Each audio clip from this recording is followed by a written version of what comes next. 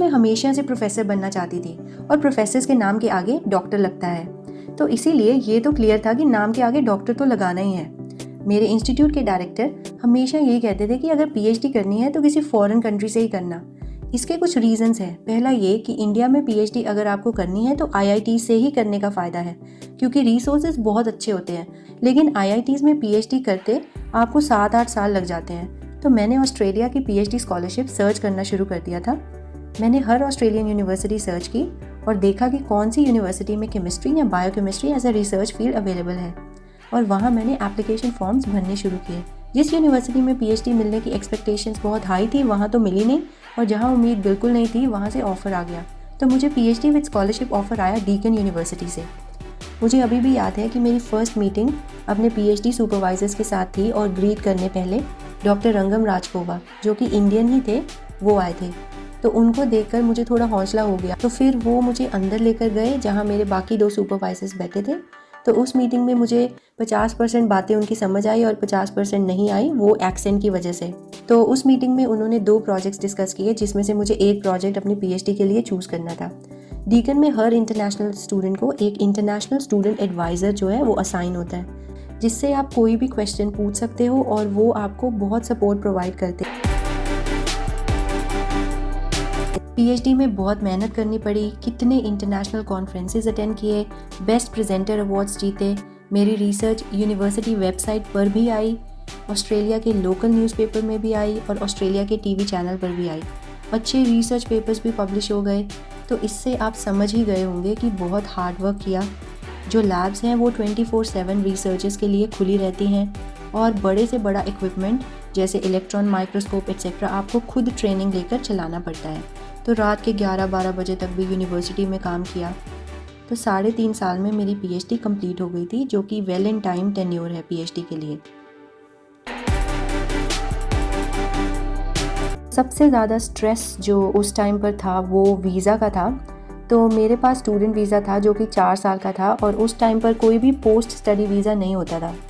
और PR application के लिए मेरा प्रोफेशन जो कि केमिस्ट था स्किल्ड ऑक्यूपेशन लिस्ट में नहीं था, इसलिए मैं डायरेक्ट पीआर अप्लाई नहीं कर सकती थी।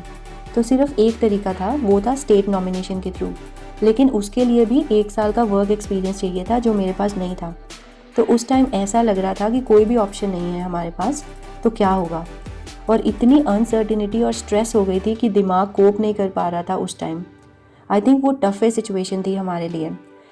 एक ऑप्शन जो मुझे नज़र आ रही थी वो थी एम्प्लॉयर स्पॉन्सर वीज़ा, जो कि आपको मिलता है अगर आपको ऑस्ट्रेलिया में कोई फुल टाइम जॉब मिल जाए और आपका एम्प्लॉयर आपको स्पॉन्सर कर दे।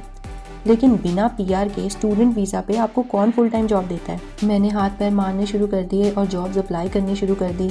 तो उस टाइम एक जॉब दिखी जो कि पोस्ट डॉक्टोरल फेलोशिप की थी, और इंटरनेशनल एप्लीकेंट्स के लिए वो खुली थी। तो अगर कोई जॉब इंटरनेशनली ओपन है तो उसका कंपटीशन भी ज़्यादा होता है।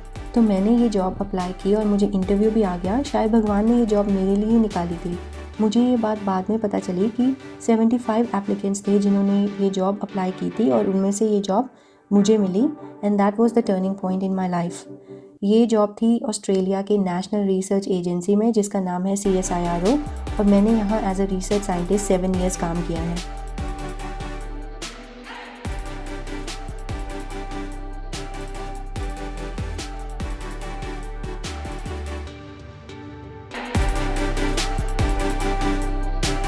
Yes, it was definitely worth it. यहाँ पे कोई डिस्ट्रैक्शंस नहीं है, सबकी लाइफ बहुत प्राइवेट है। आपका ध्यान जो है वो आपके गोल पे रहता है, और वो फालतू की गॉसिप जो इंडिया में चलती है तो वैसा कुछ नहीं है।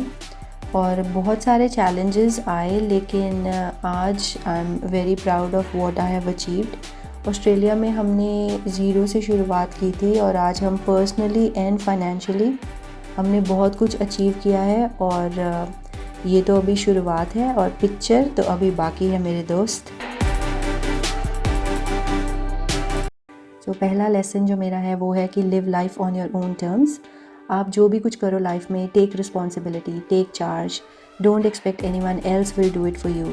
चाहे वो आपका हस्बैंड ही है, आपका बेटा है, आप खुद से अपने स्टेप्स लो, खुद से अपने आप को कैपेबल बनाओ अपने ड्रीम्स पूरे करने के लिए, और फिर उनको भी अपनी सक्सेस का मज़ा दिलाओ। दूसरा है never under estimate your capabilities, have faith and believe कि आप कर सकते हो। तीसरा है बाउंस बैक। बहुत बारी ऐसा होगा कि जब लगेगा कि अब तो सब रास्ते बंद हैं या मेरे हाथ खड़े हो गए हैं, और मेरे साथ ये बहुत बारी हुआ है, वो चाहे आपका वर्क लाइफ बैलेंस हो या वो वीज़ा लेने की कोशिश हो। तो आपको क्या करना है, एक लंबी सांस लेनी है और थोड़ा रेस्ट लेना है 1-2 दिन का, और फिर 1-2 दिन बाद फिर से आपको काम पे लग जाना है। चौथा लेसन है कि मेंटर जो है वो लाइफ में बहुत ज़रूरी है। तो चाहे आप इंडिया में हो, ऑस्ट्रेलिया में हो, एक मेंटर्स जो हैं वो आपको ढूंढने पड़ेंगे। चाहे वो आप एक मेंटरशिप प्रोग्राम जो है वो साइन अप कर लो या आप खुद से ढूंढ लो। कई बार हम अपने काम में इतने ज़्यादा उलझ जाते हैं कि हम अपनी अचीवमेंट्स जो हैं वो नहीं देख पाते हैं। तो मेंटर्स जो हैं वो आपको सेल्फ रिफ्लेक्ट करने में हेल्प करते हैं। I have enjoyed my research career in the last 10 years when it was only me and my husband, और अपना माइंड काम से ऑक्यूपाइड रखने में मुझे कोई प्रॉब्लम नहीं थी। लेकिन अब मेरे 2 बच्चे हैं तो मुझे उनको भी अपनी मेंटल स्पेस देनी है, और ऑस्ट्रेलिया में सारा घर का काम भी आपको खुद ही करना पड़ता है। तो मुझे ऐसा लगने लगा कि I am not fully justifying motherhood. मैं बच्चों के साथ खेलती थी तो मेरे दिमाग में रिसर्च ही घूमती थी। रिसर्च करियर थोड़ा अनस्टेबल भी है क्योंकि रिसर्च फील्ड्स चेंज होती रहती हैं और गवर्नमेंट फंडिंग भी चेंज होती रहती है, तो आपको नहीं पता कि कल को आपकी जॉब है या नहीं है, तो थोड़ी अनस्टेबिलिटी सी फील होती थी। और दिमाग जो है आपका वो 24/7 सोचता रहता है कि अब क्या नया करें, क्या इनोवेटिव करें, तो it takes up too much of your mental space.